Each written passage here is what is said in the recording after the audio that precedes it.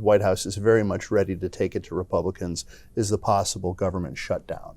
And the White House has been pretty strongly worded about what they think of that as well. Exactly. That's the same thing. I think they're kind of working to tie these two things together. The Republicans are worried about impeachment more so than keeping the government open. That's kind of their talking point. Again, that they see the administration is trying to help the economy to do whatever, lower cost, Sure. Promote electric vehicles, all the different things that they like to talk about. Right. While Republicans are wasting time on this impeachment inquiry and on, potentially a government shutdown. So that's been kind of their messaging, kind of spit it back at them, basically.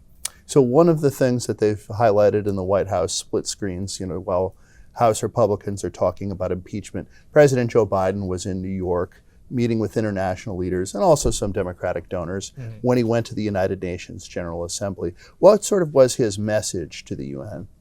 So Biden talked about kind of basic stuff, strengthening the UN, keeping things together, supporting Ukraine, things like that. So he had a pretty basic kind of keep it together message for the most part. And Ukraine has become a bit of a sticking point. I mean, obviously there is a lot of bipartisan support for aiding Ukraine, but there also are some pretty high profile Republican dissenters on that. And Biden is seen as sort of the leading driving force behind the Ukraine aid.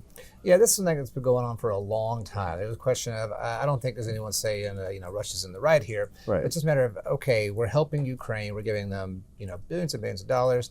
How long are we doing this? What's the end game? What's the goal? That's the, Republicans, when they're talking about this, that seems what they're talking about. It's like, okay, how long is this going to last? We don't want this to be, I guess, like Afghanistan, where it lasts for 20 years. Sure. Different situations, of course. We don't have troops on the ground. It's a lot different.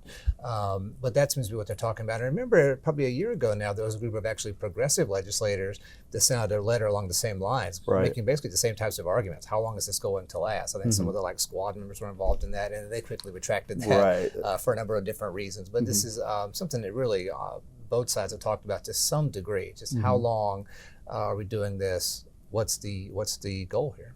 And the White House has tried to carefully maintain the line that they're not going to make any decisions about Ukraine's future without Ukrainian input. Definitely. Or even letting Ukraine basically drive the determinations about its future. Definitely. And they've actually used the line, as long as it takes. We're going to be out here helping you guys as long as it takes to achieve what they want to achieve. So next time I ask you when your story is going to come in, that's going to be your answer, right? Yeah. As long as it takes. You got to stick with me as long as it takes. That's exactly right. Thank you, Haisten. You can read Haisten and the rest of our political team's coverage at washingtonexaminer.com.